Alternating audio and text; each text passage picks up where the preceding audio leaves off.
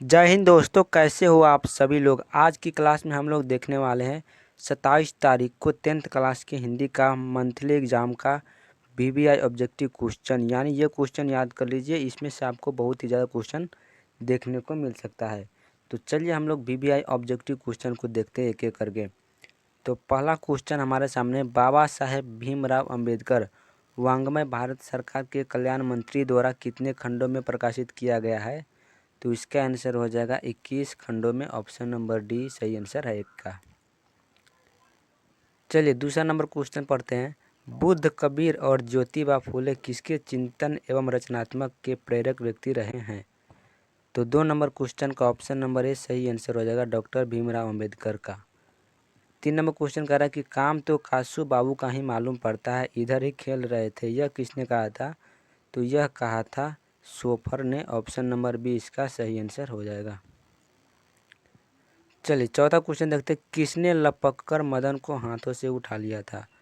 तो इसका आंसर हो जाएगा गिरधर लाल ने। यानी गिरधर लाल ने मदन को अपने हाथों से लपककर उठा लिया था। चलिए 5वां नंबर क्वेश्चन की ओर बढ़ते हैं। मदन पड़ोसिन के आवागर्द छोकरों के साथ क्या कर रहा था। तो इसका आंसर हो जाएगा गुल्ली डंडा खेल रहा था। चलिए सभी क्वेश्चन को याद कर लीजिएगा, आपका एनुअल एग्जाम में भी बहुत काम दे सकता है। मैक्स मुलर का जन्म कब हुआ था। तो मैक्स मुलर का जन्म हुआ था 6 दिसंबर 1823 ईस्वी को। ऑप्शन नंबर बी 6 का सही आंसर है। चलिए 7 नंबर क्वेश्चन के बढ़ते हैं। हितोपदेश का जर्मन भाषा में अनुवाद किसने प्रकाशित करवाया था। तो हितोपदेश का जर्मन भाषा में जो अनुवाद करवा के प्रकाशित तो चलिए हम लोग 8वें नंबर क्वेश्चन की ओर बढ़ते हैं। 8 नंबर में कह रहा है कि मैक्स मुलर के अनुसार उनके यहाँ प्रचलित कहावतें और दंत कथाओं का प्रमुख स्रोत किसे माने जाना लगा। तो इसका आंसर हो जाएगा बौद्ध धर्म। 8 का ऑप्शन नंबर डी सही आंसर होगा। चलिए 9 नंबर क्वेश्चन देखते हैं। दैवत विज्ञान का अर्थ क्या होता है। तो दैवत विज्ञान का अर्थ होता है देव विज्ञान। ऑप्शन नंबर ए इसका बिल्कुल सही आंसर होगा।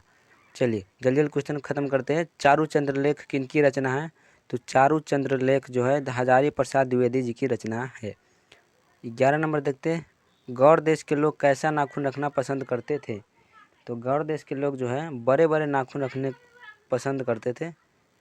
चलिए 11 का सी नंबर आंसर सही आंसर हो जाएगा। 12 नंबर देखते हैं। आदमी के नाखून क्यों बढ़ते हैं। लेखक से यह किसने पूछा था। तो लेखक के छोटी लड़की ने।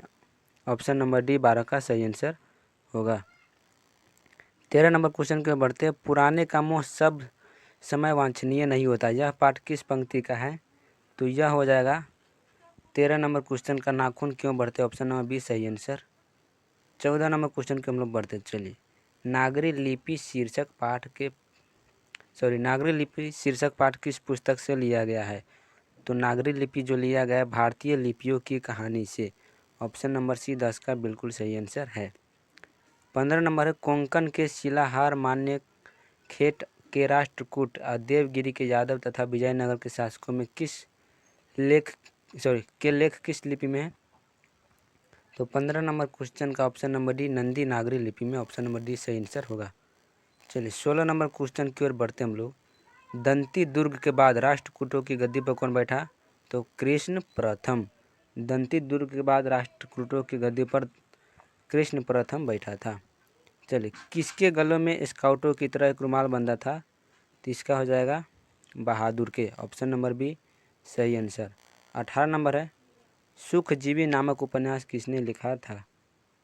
तो इसका आंसर होगा हजारी प्रसाद द्विवेदी। 18 का ऑप्शन नंबर है सही आंसर है। बहादुर का बाप कहाँ मारा गया था। तो युद्ध में। 19 का ऑप्शन नंबर डी सही आंसर होगा। और हिदायत शब्द का अर्थ क्या होता है। तो 20 नंबर ऑप्शन का होता है चेतावनी। हिदायत का अर्थ क्या होता है चेतावनी। आज की क्लास अच्छा लगा तो लाइक कीजिए। मिलते हैं अगले वीडियो में।